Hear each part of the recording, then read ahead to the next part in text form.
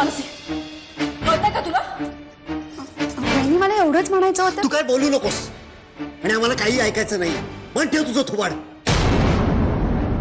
ठीक आहे, तुम्हाला माझे विचारच ऐकायचे नाही ऐकायचे, नाही ऐकायचे विचार तुझे.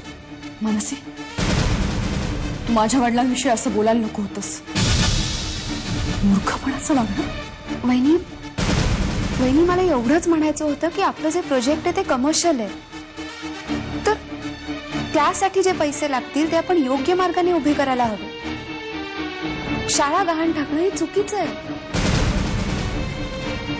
मग एक चूक सुधारण्यासाठी तुम्ही घर विकलं, आता ती चूक सुधारण्यासाठी तुम्ही हे घर गहाण टाकताय, उद्या हेही विकाल.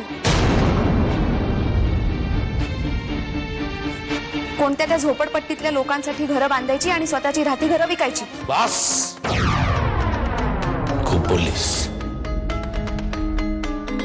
भावना आणि व्यवहारातला फरक तू शिकवणार आहे सासावरीला. भावनांशी तर तुझा कधी संबंध नव्हताच आणि व्यवहार सुद्धा तुला कधीही जमला नाही. आदित्य घेऊन जाईल, घेऊन जा तुझ्या बायकोला इथून आणि गुण्या गोविंदांनी संसार करा तुम्ही दोघं. आमचं काय करायचं ते आम्ही बघून घेऊ. ठीक आहे, करा काय वाटते ते करा. घर विकायची वेळ आली ना तर ते पण करा. आणि हो, माझ्या वडिलांच्या घरी राहायला आलात ना तरी चालेल. आनंदाने सांभाळतील ते तुम्हाला.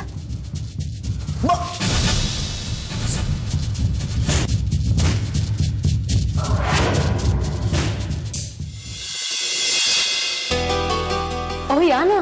आलो. चला, सगळा कार्यक्रम अगदी व्यवस्थित पार पडला. हो ना. मला वाटलं नव्हतं की आपल्या कार्यक्रमात इतके लोक येतील म्हणून. हो, पण शारदा मला याची पूर्ण कल्पना होती. हा, याचं कारण आपला प्रोजेक्ट सध्या खूपच चर्चेत आहे. सॉलिड हवा आहे त्याची. आणि मी ठरवलं होतं की भूमिपूजनाचा कार्यक्रम जोरदार करायचा. का?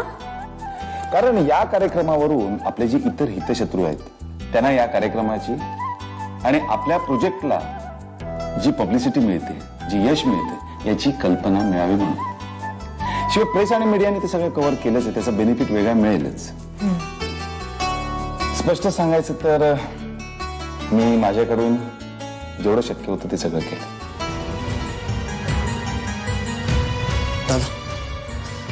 दादा, मगाशी मानसी जे काय बोलली त्याबद्दल मी तिच्या वतीने तुझी माफी मागतो.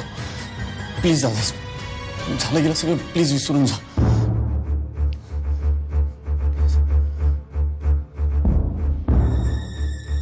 काही काही गोष्टी अशा सहजासहजी विसरल्या जात नाहीत आदित्य. आणि मानसी मला काही बोलली असती ना तर मी लगेच विसरून गेलो असतो, लगेच.